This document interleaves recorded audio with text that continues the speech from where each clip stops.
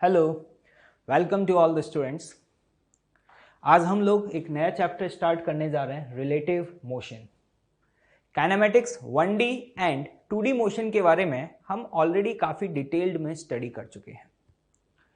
Relative motion क्या होता है, इसे समझने के लिए हमें यहाँ पर रेफरेंस फ्रेम को समझना ज़रूरी है।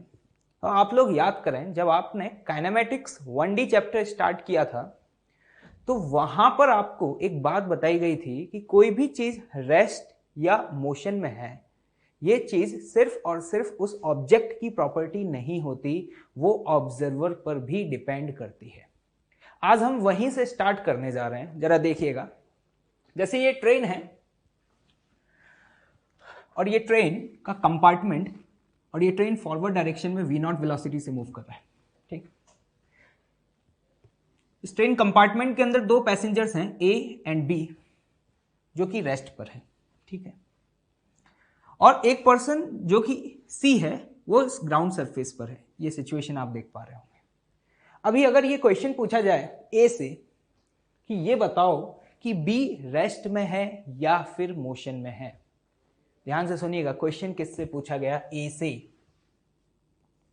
किसके बारे में? बी के बारे में। मतलब ए बी को देख रहा है, तो ए हमारे लिए क्या हुआ? ऑब्जर्वर। और बी जिसको देख रहे हैं वो हमारे लिए क्या है? ऑब्जेक्ट। तो एक बात बताओ कि ए से अगर ये क्वेश्चन पूछा गया तो यहां पे आप देख पा रहे हैं कि ए के रेस्पेक्ट में बी का पोजीशन चेंज नहीं हो रहा, तो ए का आंसर क्या आएगा? रेस्ट। क्लियर? चलिए, अब अगर यही सेम क्वेश्चन सी से पूछा जाए, सी वो पर्सन है जो इस समय ग्राउंड सरफेस पर है, कि ये बताओ कि जो ये बी है ना, वो रेस्ट में है या मोशन में है। उसका मतलब अभी मेरे लिए ऑब्जर्वर कौन है? सी। और सी किसको देख रहा है? बी को। तो बताओ क्या आंसर देगा? तो आप देख पा रहे हैं कि सी के रेस्पेक्ट में बी आगे मूव कर रहा है, तो उसकी पोजीशन क्या हो रही है? चेंज हो रही है। और अगर पोजीशन चेंज हो रही है तो बोलेगा कि ये क्या है? मोशन में है। क्लियर? बात बताओ, in both of the situations आपका ऑब्जेक्ट जिसके आप मोशन के बारे में स्टडी करना चाहते हैं वो तो सेम है, and this is what? B. लेकिन आपने ऑब्जर्वर चेंज कर दिया। पहले वाले केस में ए है और दूसरे वाले केस में कौन है? सी। तो आंसर क्या आ रहा है? एक वाले केस में रेस्ट और दूसरा कह रहा है मोशन में। Who is correct? कौन सही है? ए या फिर सी? दोनों सही हैं। मतलब यहां से मुझे देख करके एक बात क्लियर हो रही है कि किसी भी गिवन बॉडी का जो मोशन है ना, वो सिर्फ और सिर्फ उस बॉडी की प्रॉपर्टी नहीं है, वो इस बात पर भी डिपेंड करता है कि कौन ऑब्जर्वर है, मतलब कौन उसके मोशन को स्टडी कर रहा है।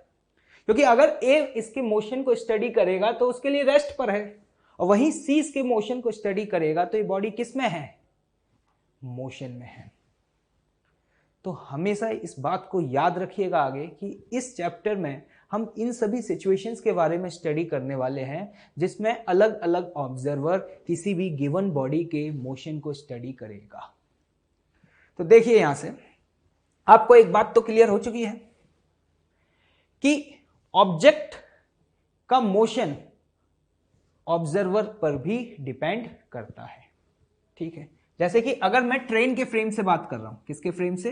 ट्रेन के फ्रेम से, तो हम ये कह सकते हैं कि ट्रेन के फ्रेम में, फ्रेम का मतलब समझ रहे हैं? फ्रेम मतलब जहां से हम ऑब्जेक्ट को देख रहे हैं।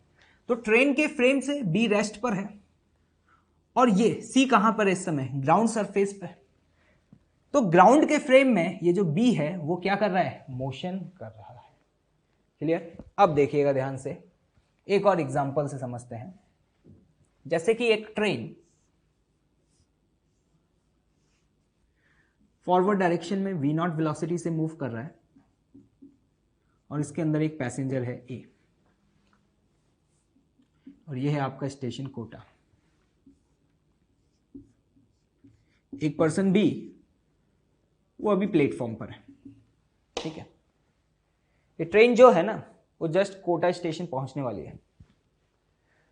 तो जब ट्रेन कोटा पहुंचने वाली होती है तो वो पैसेंजर्स जो ट्रेन के अंदर होते हैं, जैसा कि यहां पे आप देख पा रहे हैं कौन है, ए। तो ए क्या बोलता है, कोटा आ गया, मतलब ए ये कह रहा है कि जो कोटा है ना वो आ गया। और अगर यही इवेंट बी देखता है तो बी क्या बोलता है कि ट्रेन आ गई। जरा स्टेटमेंट देखना, एक कह रहा है कोटा आ गया, एक कह रहा है ट्रेन आ गई। इवेंट तो सेम ही है, लेकिन दोनों जो स्टेटमेंट बोल रहे हैं वो स्टेटमेंट क्या है, सेम या डिफरेंट? डिफरेंट है। क्यों? जरा इस बात को समझो। क्योंकि पहली वाली सिचुएशन में ए ऑब्जर्वर है, तो जो ऑब्जर्वर है ना उसे ऐसा फील होता है कि वो रुका हुआ है और उसके सराउंडिंग में जो चीजें हैं ना वो उसके रेस्पेक्ट में चल रही हैं। मतलब अगर इस ऑब्जर्वर ए से पूछा जाएगा ना तो ये बोलेगा कि यार जो स्टेशन है ना वो स्टेशन इस डायरेक्शन में चल करके आ रहा है। मतलब इसे ऐसा फील होगा कि जो स्टेशन कोटा है ना वो चल करके उसके पास में आया। और जो बी है जो कि इस समय कहां पर है, प्लेटफॉर्म पर है, उसे ऐसा लग रहा है कि जैसे कि ये ट्रेन चल करके यहां पहुंची है। तो आप यहां पे देख पा रहे हैं खास बात कि जैसे ही ऑब्जर्वर चेंज होता है ना हमारा इवेंट भी क्या हो जाता है, चेंज हो जाता है। और एक इंटरेस्टिंग स्टोरी और सुनाता हूं। काफी सालों पहले लोगों को ये रिलेटिव मोशन वगैरह के कॉन्सेप्ट्स के बारे में पता ही नहीं था, है ना। तो लोग ये मानते थे कि जो अर्थ है ना वो रेस्ट पर है और जो सन है वो अर्थ के चारों तरफ चक्कर लगा रहा है। ये लोगों का मिथ था, लोगों को ऐसा फील होता था, क्योंकि जो लोग अर्थ सरफेस पर रहते थे उन्हें ऐसा ही दिखता था कि सनराइज होता था और सनसेट होता था। तो बहुत सालों पहले लोग ऐसा माना करते थे कि अर्थ रेस्ट पर है और सन चारों तरफ उसके घूम रहा है। फिर एक साइंटिस्ट आए, उन्होंने बताया कि नहीं नहीं ये बिल्कुल गलत है, एक्चुअली सन रेस्ट पर है और अर्थ जो है ना वो उसके चारों तरफ चक्कर लगा रहा है। तो लोगों को बड़ा अजीब लगा कि यार ये क्या बात कर रहे हो, हम खुद अपनी आंखों से रोज देखते हैं कि हमें सन मोशन करता हुआ दिखाई देता है और अर्थ रेस्ट पर दिखाई देता है। तो लोगों ने उस साइंटिस्ट की बातों का बहुत अपोजिशन किया और इवन उनको इस बात के लिए सजा भी मिली कि अरे भाई इतना बड़ा झूठ आप कैसे बोल सकते हो कि अर्थ रेस्ट पर है, सन रेस्ट पर है और अर्थ उसके चारों तरफ चक्कर लगा रहा है। फिर लोगों को धीरे धीरे बातें समझ में आई कि नहीं नहीं, रिलेटिव का कॉन्सेप्ट होता है कि कौन ऑब्जर्वर है वो डिसाइड करता है कि कौन सी चीज रेस्ट पर है या कौन सी चीज मोशन में है। जैसे कि मैं बात करूं आपसे, आप अपने रूम में बैठे हुए हैं और आप इन दीवारों को देख रहे हैं। ये दीवार जो भी हैं वॉल्स, ये क्या तुम्हें चलती हुई दिखाई दे रही है क्या, कि रुकी हुई दिखाई दे रही है? रुकी हुई दिखाई दे रही है क्योंकि आप भी अर्थ के फ्रेम में हैं और ये वॉल्स भी अर्थ के फ्रेम में हैं। ठीक, वहीं पर अगर सपोज कोई एक पर्सन स्पेस में हो और वो स्पेस से अब अर्थ पे इस वॉल को देखे तो ये उसे रुका हुआ दिखेगा क्या? नहीं दिखेगा, उसे ये चलता हुआ दिखाई देगा, क्योंकि आपको भी पता है कि जो अर्थ है वो अपनी ओन एक्सिस के अबाउट रोटेट भी कर रहा है और साथ ही साथ सन के अबाउट रिवॉल्व भी कर रहा है। तो फिर हमें क्यों रुका हुआ देख रहा है? क्योंकि हम खुद अर्थ पर हैं और ये वॉल्स भी क्या हैं, अभी अर्थ पर हैं। इसीलिए हमें ये वॉल्स अभी रेस्ट की पोजीशन में दिखाई दे रही है। यहां से आपको अभी तक क्या समझ में आया? यहां से ये समझ में आ रहा है कि कोई भी चीज रेस्ट या मोशन में है ना, या किसी भी चीज का मोशन कैसा हो रहा है ये कौन डिस्क्राइब करता है? ऑब्जर्वर। मतलब ऑब्जर्वर मेन रोल प्ले करता है और ऑब्जर्वर को हमेशा ऐसा फील होता है कि वो रुका हुआ है और उसके रेस्पेक्ट में आसपास की सराउंडिंग में चीजें क्या हो रही हैं, चल रही हैं। क्लियर है? ओके, चलिए देखिए, सपोज एक पार्टिकल ए जो कि इस पॉइंट पर है, जिसका पोजीशन वेक्टर है आर ए वेक्टर, ठीक, और एक पार्टिकल बी जो कि इस पॉइंट पर है और उसका पोजीशन वेक्टर है ये आर बी वेक्टर। ये दो पार्टिकल्स हैं ए एंड बी। अब अगर ए से क्वेश्चन पूछा जाए कि ये बताओ कि बी की पोजीशन क्या होगी, किससे पूछा गया? ए से, कि ये बताओ कि बी की पोजीशन क्या होगी, तो ए के रेस्पेक्ट में बी की पोजीशन तो ये होगी ना, क्योंकि ए को बी अपने रेस्पेक्ट में इस पोजीशन पे दिखाई दे रहा है। तो जरा ध्यान से देखना, ये जो है ना इसे हम बोलते हैं R B A vector. R B A का मतलब क्या है? Position vector of B in frame of A. मतलब अगर हम ए के फ्रेम से बी को देखते हैं तो उसकी जो पोजीशन दिखाई दे रही है ना, ये वो लिखी हुई है। ये फिजिक्स में लिखने का तरीका है। जैसे अगर ऐसा लिखा हुआ ना आर बी ए, तो इसका मतलब समझ जाना कि जो पहला वाला टर्म है ना वो पता है क्या है? ऑब्जेक्ट, जिसको देख रहे हैं। और जो दूसरा वाला टर्म है ना वो कौन है? ऑब्जर्वर, मतलब जिसके फ्रेम से देख रहे हैं। मतलब ए के फ्रेम से बी को अगर हम देख रहे हैं तो इस तरीके से लिखेंगे, समझ रहे हैं? और अगर बी के फ्रेम से ए को देख रहे होते, मैंने क्या बोला ध्यान से सुनना, बी के फ्रेम से अगर ए को देख रहे होते तो हम क्या लिखते? R A B. पहले हमेशा ऑब्जेक्ट आएगा और बाद में क्या आएगा? आपका ऑब्जर्वर आएगा। ठीक है, ये फिजिक्स में टर्म है, इस तरीके से लिखा जाता है। और ये जो टर्म लिखा हुआ ना आपके सामने, position vector of B in frame of A, इसी को पता है क्या बोलते हैं? Position vector of B relative to A. ये भी टर्म है, रिलेटिव टू ए। कुछ लोग इन फ्रेम ऑफ ए भी लिखते हैं और कुछ लोग इसे रिलेटिव टू ए भी लिखते हैं। तो चलिए अब देखते हैं कि ए के फ्रेम में जो बी की ये पोजीशन है इसकी वैल्यू क्या होगी। एक बात बताओ, अगर इस ओरिजिन को मैं पॉइंट ओ बोलता हूं तो इस ट्रायंगल में देखना O A B. O A B triangle में अगर आप ध्यान से देखें तो O A vector plus A B vector is equal to क्या है? O B vector. मतलब जो ओ बी वेक्टर है ना वो इन दो वेक्टर्स का क्या है? रिजल्टेंट है। तो by using a triangle rule of vector addition मैं यहां पे क्या लिख सकता हूं? R A vector plus R B A vector plus R A vector plus R B vector is equal to what? R B vector. तो यहां से अगर आप इसकी वैल्यू कैलकुलेट करेंगे तो ये क्या आती है? R B vector minus R A vector. This is most important thing. अगर आपसे position vector of B in frame of A पूछा जाएगा ना तो आप सिंपली क्या लिखेंगे? B minus A. खास बात क्या है, अगर यहां पहले बी है तो यहां भी पहले बी आएगा, और अगर यहां ए है तो ए ये आएगा। मतलब हमेशा जो पहले सबस्क्रिप्ट में लिखा होगा ना उसका पोजीशन वेक्टर पहले लिखेंगे और जो बाद में लिखा होगा उसे बाद में लिखेंगे। तो यहां से आर बी ए वेक्टर की वैल्यू आ गई, जिसे हमने क्या बोला है? Position vector of B in frame of A. Clear है? अगर मैं इस एक्सप्रेशन को डिफरेंशिएट कर दूं, मैंने क्या बोला ध्यान से सुनिएगा, अगर इस एक्सप्रेशन को मैं डिफरेंशिएट करूं तो आपको क्या मिलेगा? आपको मिलेगा velocity of B in frame of A. और अगर आप इसको डिफरेंशिएट करेंगे तो ये क्या आ जाएगा? Velocity of B minus velocity of A. Similarly इसी तरीके से अगर इस एक्सप्रेशन को डिफरेंशिएट कर देंगे तो आपके पास आ जाएगा acceleration of B in frame of A. जिसे मैं क्या लिख सकता हूं directly? Acceleration of B minus acceleration of ए।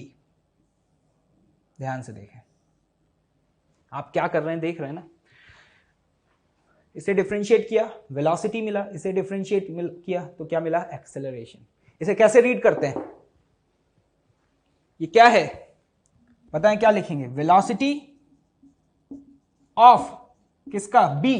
किसके फ्रेम में? इन फ्रेम ऑफ ए। हमेशा याद रखिएगा, फिर से रिपीट कर रहा हूं, ये इंपॉर्टेंट है। अगर कोई भी एक्सप्रेशन इस तरीके से लिखा हुआ दिखाई देना तो यहां पे जो सेकंड वन टर्म होगा वो ऑब्जर्वर होगा और जो फर्स्ट वन टर्म है वो क्या होगा? ऑब्जेक्ट होगा। क्लियर? तो यहां से हमें देख करके समझ में आया कि velocity of B in frame of A is this one and this is what? Acceleration of B in frame of A. This is what? Acceleration of B minus acceleration of A. तो इस तरीके से हम किसी भी given object की velocity और acceleration किसी और के फ्रेम में कैलकुलेट कर सकते हैं। ये जो हमने यहां पर रिजल्ट्स निकाले हैं ना, ये हमारे लिए बहुत इंपॉर्टेंट है। क्लियर? जरा देखिएगा, यहां पर एक ब्लॉक ए है जो कि 10 मीटर पर सेकेंड से मूव कर रहा है, एक ब्लॉक बी है जो 6 मीटर पर सेकेंड से मूव कर रहा है। ठीक है, एक पर्सन सी जो कि इस समय रेस्ट पर है ग्राउंड सरफेस पर। हमसे पूछा क्या जा रहा है, velocity of A and C in frame of B. पहले इसका मतलब समझें, हमें ए और सी का वेलोसिटी निकालना है, किसके फ्रेम में? बी के फ्रेम में। मतलब आपसे क्वेश्चन पूछा जा रहा है कि अगर हम बी के फ्रेम से, मतलब बी के फ्रेम में बैठ करके ए और सी को देखेंगे ना, तो उसकी वेलोसिटी हमें क्या दिखाई देगी। तो इस एक्सप्रेशन को मैं कैसे लिख सकता हूं, ध्यान से देखना। हमसे पूछा क्या जा रहा है, velocity of A in frame of B. Clear? और क्या पूछा जा रहा है, velocity of C in frame of B, ये पूछा गया। अब यहां पर सपोज मैं राइटवर्ड डायरेक्शन को पॉजिटिव और लेफ्टवर्ड डायरेक्शन को नेगेटिव कंसिडर करूं। आप ये जानते हैं velocity of A in frame of B क्या लिखेंगे, velocity of A minus velocity of B. Clear? A की वेलोसिटी बताओ क्या है, 10 metre per second rightward direction में। अगर वेक्टर फॉर्म में लिखेंगे तो क्या लिखेंगे, 10 आई कैप। और बी की वेलोसिटी क्या है, 6 मीटर पर सेकेंड, तो क्या लिखेंगे, 6 आई कैप, तो माइनस 6 आई कैप। तो ये वैल्यू यहां से क्या आती है, 4 आई कैप मीटर पर सेकेंड। इसका मतलब समझ में आ रहा है?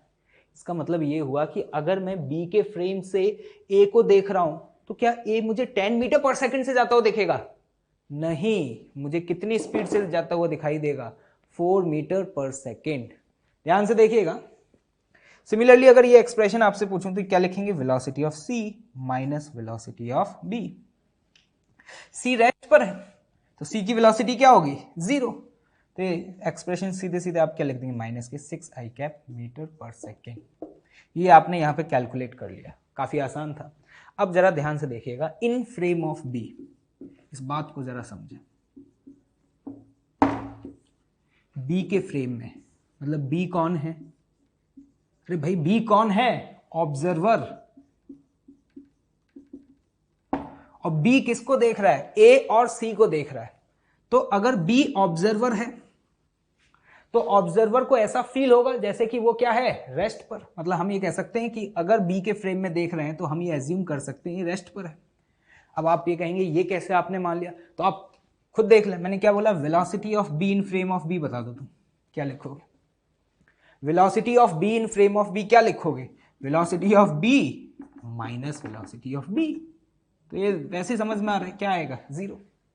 मतलब आप जिसके भी फ्रेम में जाएंगे उसे आप एज्यूम कर सकते हैं वो क्या है, रेस्ट पर है। तो अगर बी के फ्रेम से मैं ए को देख रहा हूं तो ए मुझे किस वेलोसिटी से आता हुआ दिखाई दे रहा है, 10 और 4 मीटर पर सेकेंड से। क्लियर? और बी के फ्रेम से अगर मैं सी को देख रहा हूं तो क्या सी रेस्ट पे दिखाई देगा तुम्हें? नहीं, क्या आया, velocity of C in frame of B क्या आया था, -6। माइनस का मतलब क्या है, आगे जाता हुआ या पीछे जाता हुआ, पीछे जाता हुआ। मतलब बी के फ्रेम से, जरा ध्यान से देखना, काफी इंटरेस्टिंग है। बी के फ्रेम से ऐसा लगेगा कि सी इस डायरेक्शन में मूव कर रहा है with the speed of 6 metre per second. तो यहां से आप देख पा रहे हैं कि हम जब भी किसी के फ्रेम में जाते हैं तो हम ये एज्यूम कर लेते हैं कि वो रेस्ट पर है। क्लियर? और फिर हम उसके फ्रेम से चीजों को ऑब्जर्व करते हैं। जैसे कि आप देख पा रहे हैं ए 4 मीटर पर सेकेंड से आगे आता हुआ नजर आ रहा है और जो सी है वो 6 मीटर पर सेकेंड से पीछे जाता हुआ नजर आ रहा है। एक बात देखना ध्यान से, आपने बेसिकली क्या किया, आप अगर बी के फ्रेम में गए तो वी के वेलोसिटी वेक्टर्स को ए और सी के वेलोसिटी वेक्टर में से सब्ट्रैक्ट किया है ना। तो इसी स्टेटमेंट को आज के बाद पता है मैं ऐसे बोलूंगा कि जब भी हम किसी के फ्रेम में जाते हैं तो उसके वेलोसिटी और एक्सेलरेशन वेक्टर को उल्टा करके जितने भी रिमेनिंग वहां पे बॉडीज है ना उनमें ऐड कर दो। मतलब जरा ध्यान से देखना, अगर मैं बी के फ्रेम में गया तो बी का वेलोसिटी वेक्टर आगे कितना था, 6। तो बी के फ्रेम में जाकर के मतलब बी को रेस्ट पे मान लो और इसके वेलोसिटी वेक्टर को उल्टा करके ऐड कर दो। जैसे कि ध्यान से देखना 10 आगे था और 6 को उल्टा करके इसमें ऐड कर दिया, तो 10 माइनस 6 कितना आ गया 4। क्लियर। और उसी तरीके से इसके फ्रेम में अगर उल्टा करके ऐड किया, इसकी खुद की वेलोसिटी तो क्या है 0, तो बी के फ्रेम में जो सी है वो इस डायरेक्शन में आपको 6 मीटर पर सेकंड से जाता हुआ नजर आएगा। तो ये नॉर्मल वे है जो हम आज के बाद अप्लाई करेंगे। ठीक है, आज के बाद जब भी मैं बोलूं कि मैं किसी बॉडी के फ्रेम में गया, तो इसका मतलब है कि आप जिस बॉडी के फ्रेम में गए हैं, पहली बात एज्यूम कर लें कि वो रेस्ट पे आ गया और फिर उसके पास जो भी वेलोसिटी या एक्सेलरेशन वेक्टर होना, उसे उल्टा करके जितनी भी रिमेनिंग बॉडीज आपको दिखाई दें उनमें क्या कर दें, ऐड कर दें। तो ये तरीका होता है रिलेटिव से मोशन को ऑब्जर्व करने का। जैसे कि मैंने यहां पर आपसे पूछा velocity of A and C in frame of B, ये वेलोसिटीज आपसे इन फ्रेम ऑफ ए या इन फ्रेम ऑफ सी भी पूछा जा सकता था। जैसे कि यहां पे आप देख रहे हैं कि ये जो 10 और 6 लिखा हुआ है ना, बाय डिफॉल्ट अगर क्वेश्चन में कुछ भी मेंशन नहीं है ना, तो हमेशा ये वेलोसिटीज आपको ग्राउंड फ्रेम में कंसिडर करनी है। मतलब ग्राउंड फ्रेम में कंसिडर करने का मतलब आपको हमेशा ये मानना है कि ये जो वेलोसिटीज दी हुई है ना, ये किसके फ्रेम में है, उस ऑब्जर्वर के फ्रेम में, जो कि कहां पर है, ग्राउंड पर है। जैसे कि अभी ये ऑब्जर्वर रेस्ट पर है ना, तो इसको इसकी वेलोसिटी कितनी दिखाई देगी, 10 मीटर पर सेकेंड ही दिखाई देगी। क्यों? क्योंकि अगर मैं आपसे पूछ लेता कि यार ये बताओ velocity of A in frame of C क्या होगा, तो आप लिखते क्या, velocity of A minus velocity of C, और सी ग्राउंड फ्रेम में और रेस्ट पर है, तो ये तो यही आ जाता वेलोसिटी ऑफ ए। मैं क्या कहना चाह रहा हूं समझ पा रहे हैं? मतलब आज के बाद अगर आपको कभी भी किसी भी गिवन ऑब्जेक्ट की वेलोसिटी दी हो ना, तो बाय डिफॉल्ट आपको ये एज्यूम कर लेना है कि वो वेलोसिटीज आपको ग्राउंड फ्रेम में दी हुई हैं। क्लियर है? आई होप समझ आ गया होगा। चलिए एक न्यूमेरिकल देखते हैं। एक पर्सन जो कि इस हॉरिजॉन्टल सरफेस पर 6 मीटर पर सेकंड से मूव कर रहा है, और इसे हम यहाँ ए से रिप्रेजेंट कर रहे हैं, और एक कार है जो कि इसी हॉरिजॉन्टल सरफेस पे मूव कर रहा है with the speed of 10 metre per second. ठीक, और एक बर्ड, ठीक है, चिड़िया, जो कि 10 मीटर पर सेकंड से ऐसे मूव कर रहा है, और हॉरिजॉन्टल सरफेस के साथ कितना एंगल है इसका, 37 डिग्री एंगल है। क्लियर है? अब यहाँ पे आपसे कुछ पैरामीटर पूछे गए हैं। देखिए फर्स्ट पैरामीटर क्या है, पढ़ें इसको, क्या पढ़ेंगे, velocity of A in frame of C. Who is the observer, A और C? C is the observer and A is what, object. मतलब सी के फ्रेम से हम ए को देख रहे हैं।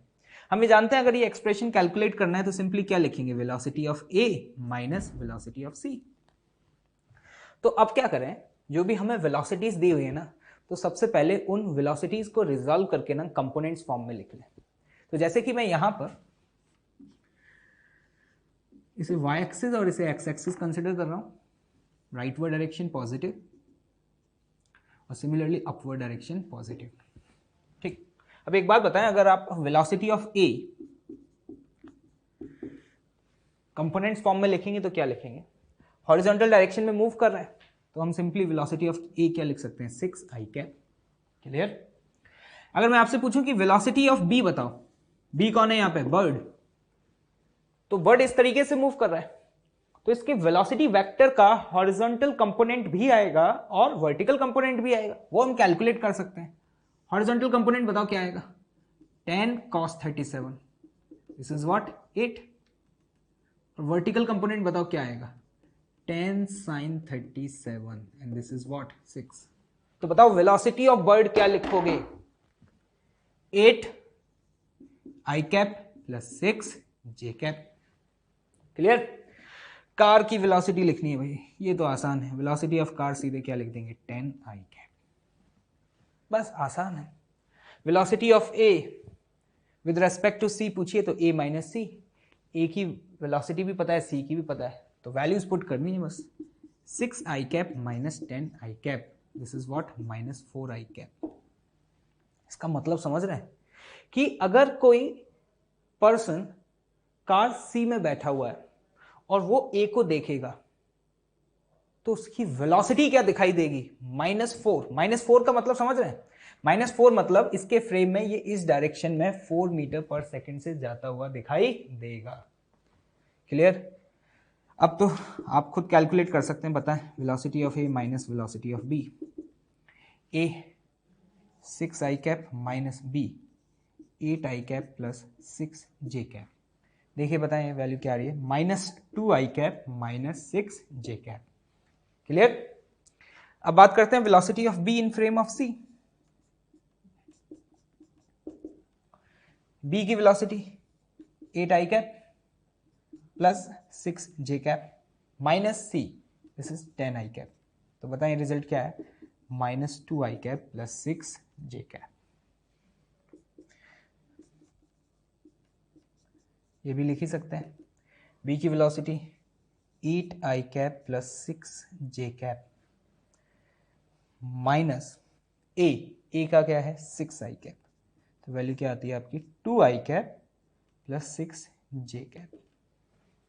क्लियर? आसान है कैलकुलेट करना, क्योंकि ऑलरेडी हमें वेलोसिटीज आई कैप और जे कैप फॉर्म में पता है और उनकी वैल्यूज को यहाँ पे पुट कर देंगे।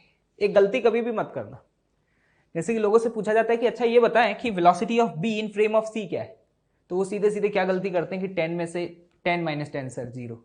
ये गलत है। ये वेलोसिटी वेक्टर्स हैं, स्पीड नहीं है। तो जब भी वेलोसिटी रखेंगे ना तो हमेशा कंपोनेंट फॉर्म में पुट करेंगे। तो एक बात बताओ, ये देखो ये क्या है? Velocity of A in frame of B, और ये क्या है? Velocity of B in frame of A. इनके रिजल्ट्स को जरा देखना, ये क्या आ रहा है? -2i cap minus 6j cap, और ये क्या आ रहा है? 2i cap plus 6j cap. मतलब यहां से मैं एक बात बोल सकता हूं कि velocity of A in frame of B is what? Minus of velocity of B in frame of A. Clear? समझ आया कि नहीं? जरा एक और चीज देखिएगा, जैसे मैंने आपसे यहां पे पूछा velocity of B in frame of C, ये क्या आ रहा है? -2i cap plus 6j cap. जरा इस वेक्टर को ड्रॉ करते हैं। -2 मतलब x कंपोनेंट नेगेटिव और y कंपोनेंट 6 मतलब पॉजिटिव है, तो ये इस डायरेक्शन में आएगा ये वेक्टर। और ये कौन सा वेक्टर होगा? Velocity of B in frame of C. मतलब अगर हम कार के फ्रेम से इस बर्ड को देखेंगे ना, तो ये बर्ड इस डायरेक्शन में जाता हुआ दिखाई देगा। आप ऐसे भी समझ सकते हैं, मैंने भी आपको थोड़ी देर पहले एक बात बताई थी कि हम जिसके भी फ्रेम में जाते हैं उसके वेलोसिटी वेक्टर को रिवर्स करके क्या कर देते हैं? ऐड कर देते हैं। तो आपको पता है बर्ड का वेलोसिटी वेक्टर ये है,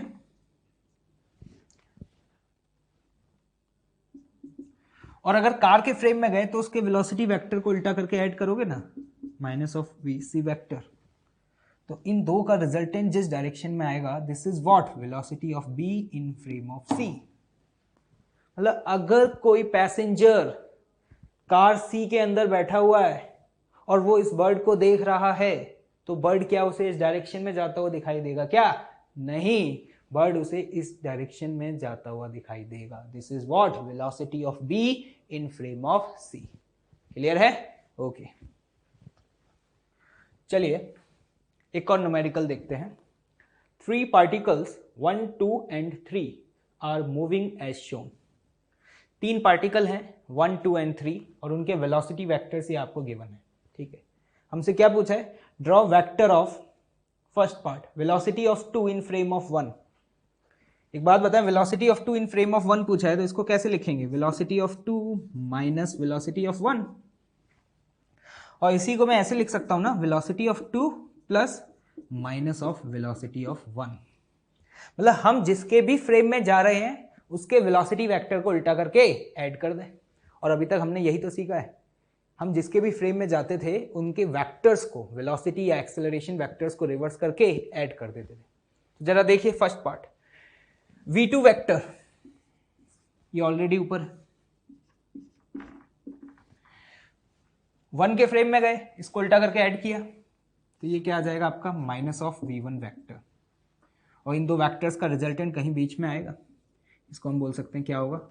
velocity of 2 in frame of 1 by using a parallelogram rule of vector addition. Clear? अब आते हैं बी पार्ट पर। बी पार्ट क्या है? Velocity of 2 in frame of 3। क्या करें? 3 के वेलोसिटी वेक्टर को उल्टा करके 2 में ऐड कर दें। या ध्यान से देखना, ये रहा v2 वेक्टर और वेलोसिटी ऑफ 3 इस डायरेक्शन में, इसको उल्टा करके ऐड करेंगे तो ये वेक्टर आपके पास जो बनेगा ये क्या आएगा? Minus of v3 vector. तो इन दो वेक्टर का रिजल्टेंट क्या देगा? Velocity of 2 in frame of 3। Similarly C part में क्या पूछा है? Velocity of 3 in frame of 1। इसका मतलब 1 के वेलोसिटी वेक्टर को उल्टा करके 3 में ऐड करना है। तो ध्यान से देखिएगा, उल्टा करके ऐड करेंगे तो ये माइनस ऑफ v1 वेक्टर और v3 वेक्टर इस समय इस डायरेक्शन में है। तो इन दो वेक्टर्स का जो रिजल्टेंट है वो कहीं बीच में आएगा। This is what velocity of 3 in frame of 1। Clear?